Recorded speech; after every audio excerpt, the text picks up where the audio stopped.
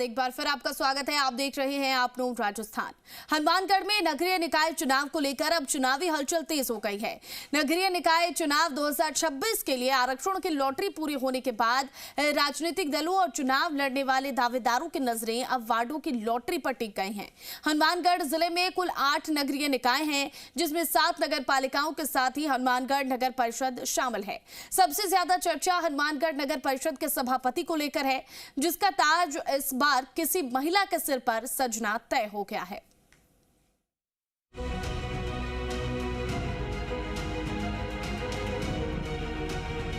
Punjab border पर मौजूद कृषि प्रधान माने जाने वाले राजस्थान के हनुमानगढ़ जिले का राजनीतिक तापमान एकदम काफी बढ़ गया है।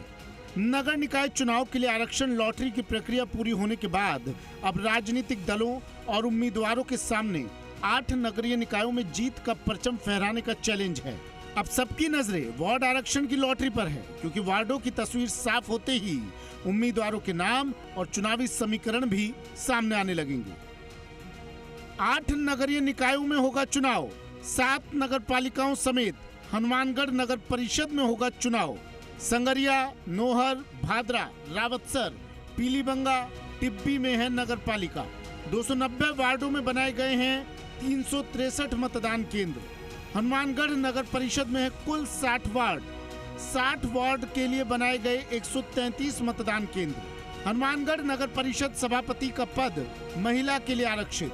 नोहर और भादरा में 40-40 वार्ड, संगरिया, रावतसर और पीलीबंगा में 35-35 वार्ड, गोलूवाला में 25 वार्ड, जबकि टिब्बी में है 20 वार्ड। हनुमानगढ़ जिले में कुल 8 नगरीय निकाय हैं। इनमें नोहर, भादरा, संगरिया, टिब्बी, रावतसर, पीलीबंगा और गोलूवाला नगर पालिकाएं हैं। वहीं हनुमानगढ़ में नगर परिषद है। इन सभी निकायों में कुल 290 वार्ड हैं और चुनाव के लिए 363 मतदान केंद्र निर्धारित किए गए हैं। अब आरक्षण की लॉटरी के बाद चुनावी हलचल तेज हो गई है।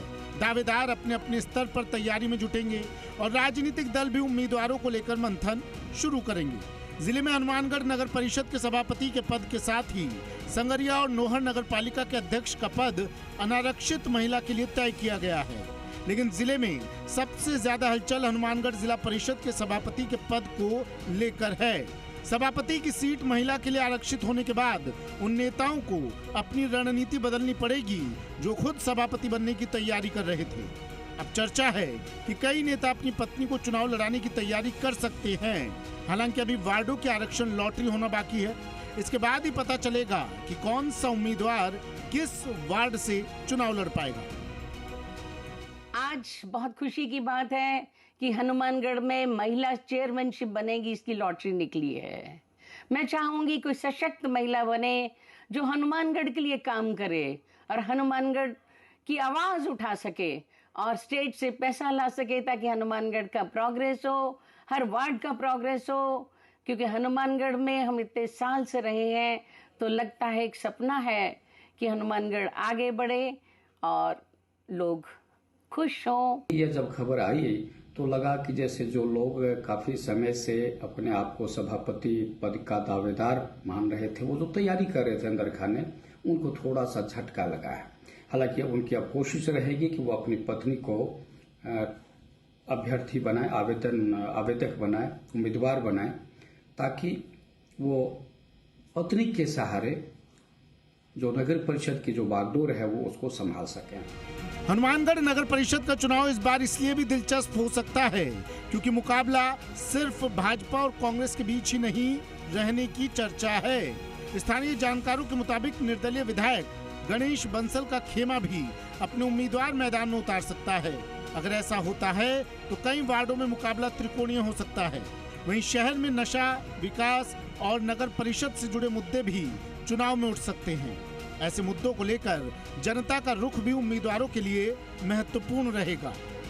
सामान्य महिला के लिए घोषित किया गया है। हनुमानगढ़ बोर्ड 60 वार्डों पर आधारित है। इस बार परिसीमन के बाद में कुछ ग्रामीण इलाकों को इसमें जोड़ा गया है, जिसकी वजह से राजनीतिक समीकरण कुछ बदले हुए हो सकते हैं। भाजपा कांग्रेस के साथ साथ जो इस बार निर्दलीय विधायक गणेश के तो उम्मीदवार भी चुनाव मैदान में दिखाई देंगे।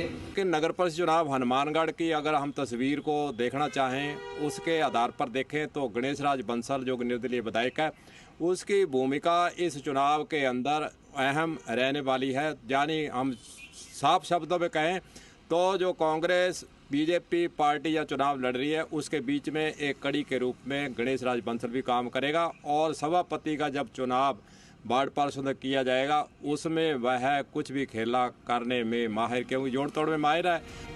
इस बार नगर परिषद में 60 वार्ड हैं और कुछ ग्रामीण इलाके भी जुड़े हैं, जिससे चुनावी समीकरण बदल सकते हैं। हनुमानगढ़ नगर परिषद में भाजपा और कांग्रेस के बीच पहले भी मुकाबला देखने को मिला है।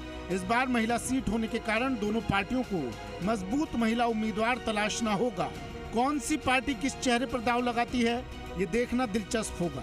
वहीं अगर निर्दलीय खेमा भी मजबूत उम्मीदवार उतारता है तो चुनाव और रोचक हो सकता है। राजस्थान में नगर निकायों की लॉटरी निकलने के बाद हनुमानगढ़ में भी स्थिति साफ हो गई है। हनुमानगढ़ की 7 नगरपालिका और 1 नगर परिषद की भी लॉटरी निकल चुकी है।